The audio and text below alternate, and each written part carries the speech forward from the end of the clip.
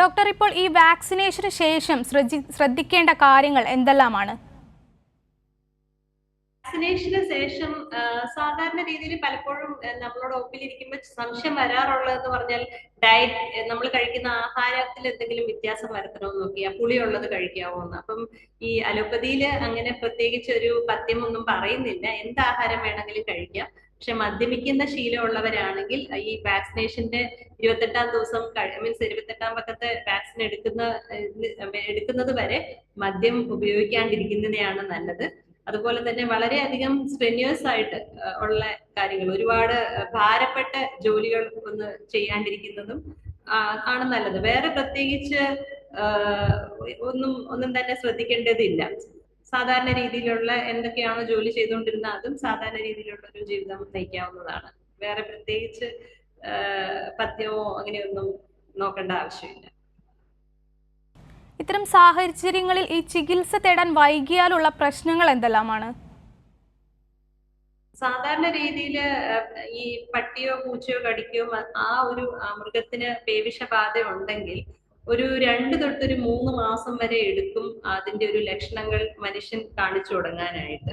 അപ്പോ അത് മനുഷ്യന്റെ തലച്ചോറിലോട്ട് ഈ വൈറസ് ഇപ്പൊ കാലിന് കടിയേറ്റാലും നാഡീവ്യൂഹം വഴി അത് സഞ്ചരിച്ച് ഈ വൈറസുകൾ തലച്ചോറിനെ ബാധിക്കും. അപ്പൊ അതിനൊരു സമയം, ഏകദേശം ഈ വൈറസ് ഒരു 5 ടു ഒരു 100 മില്ലിമീറ്റർ ഒരു വേഗതയിലാണ് പതുക്കെയാണ് അതിന്റെ ഒരു മീൻസ് യാത്ര.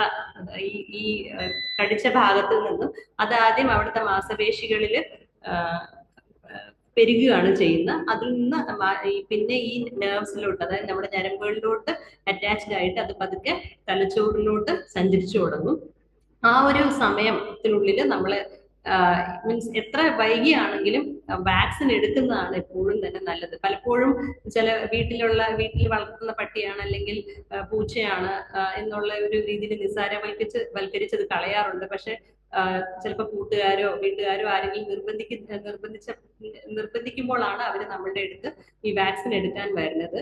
അപ്പം എത്ര വൈകിയാലും നമ്മൾ അവർക്ക് ഈ പ്രതിരോധ കുത്തിവയ്പ്പ് നൽകാറുണ്ട്.